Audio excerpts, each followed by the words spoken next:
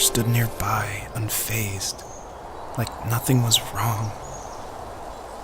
My dad is dead, and he's never coming back, Rachel. I can tell you these stories, but I can never reminisce with him again. He can never hold a grandchild that we'll probably never be able to have. I can never talk to him again, and I'll never be able to say I'm sorry for everything.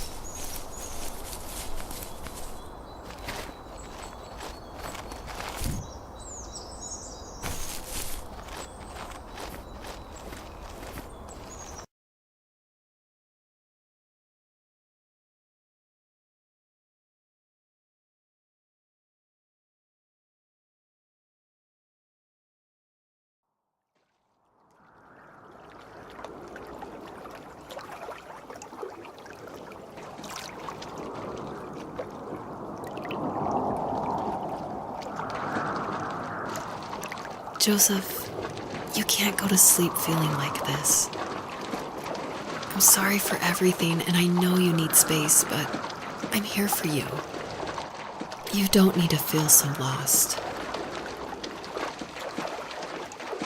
Joseph, have I ever told you what my mother was like?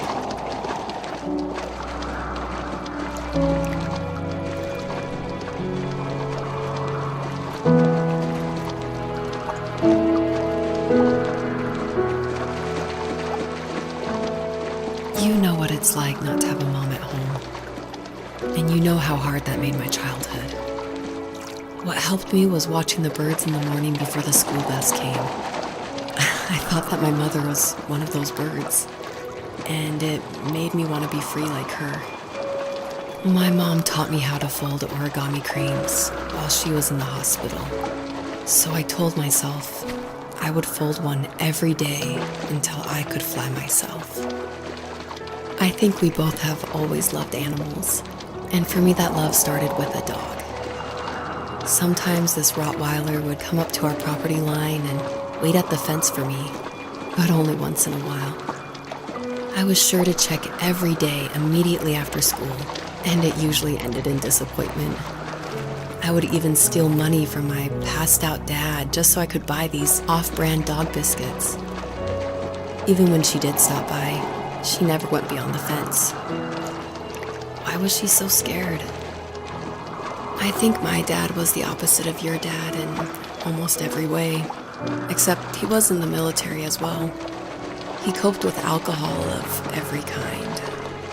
The trailer started falling apart, he got angry, and I withdrew. More and more I became the weird, quiet kid who made lots of origami birds and carried dog biscuits around. I think we were pretty similar when it came to being the weird kids. And that same sincerity in college was one of the reasons I was so drawn to you. Life got worse and worse, and at one point, I really didn't think I could survive another day with my soul still intact. I had no real friends, let alone neighbors, since we lived in the middle of nowhere. I should have talked to my teacher, but I was scared what he would do if he found out. As I waited for the school bus one morning, I walked around until I found something in an abandoned shed. Something I can't put into words. I summoned courage I didn't know I had, and I broke into my dad's room and found the key to the shed where he had locked my bike. I'll never forget that feeling. The wind rushing by my ears as the sun rose over fields of wheat. I was flying for the first time. I biked as far as my legs could take me until I found a house that felt friendly, and that felt like home. Those strangers helped me in so many ways. And if it wasn't for them, I wouldn't have found my foster family. And if it wasn't for my parents, I wouldn't have met you. You have strength, Joseph, and you're not as alone as you think. It's all just so pointless. Just waiting for life to happen. It's like having the home I always wanted is cursed out of my reach. The thought of being a parent myself. How could I do that when I couldn't even be a good son? I'm sorry. I know what you're saying. I just don't know how things will work out.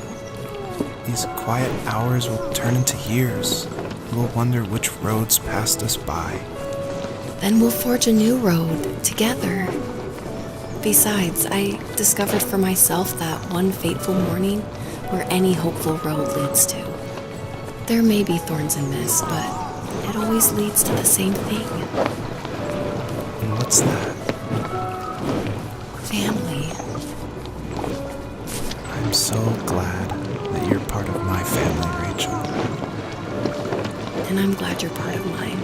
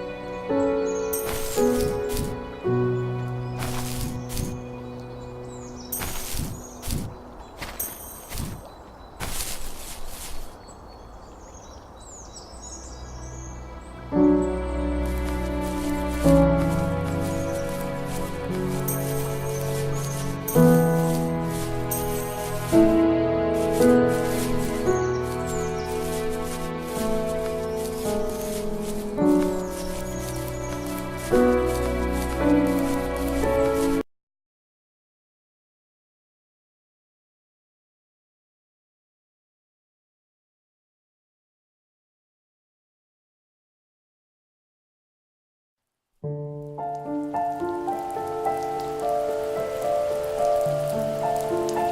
fox knew her last cub would be waiting for her at the first tree. She was almost there. The rain cascaded onto the jade valley where the entrance to the tree was. Life was protected there, because that's where life began. It was now only a mother and a daughter left. Items from my life still dotted the ground as she moved closer to her destination and destiny.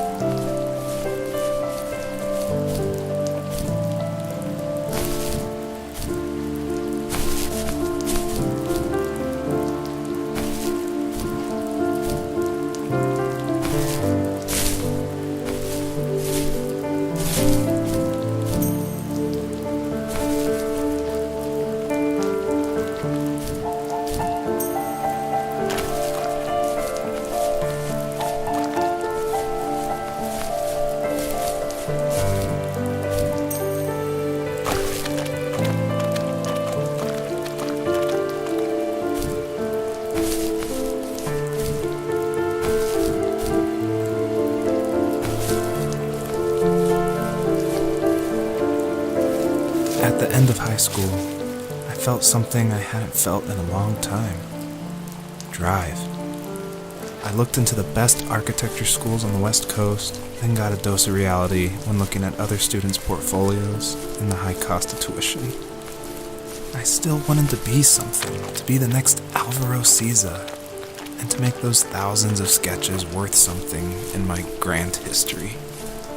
But now even an internship sounds impossible. Siza helped me understand how essential emotion is in architecture, and he also said light is the real composer of space. I like to think these glints of light, like not finding a job or even a strange dream about a fox, are something I should be thankful for, even if the illuminated space is something I'm less than comfortable with.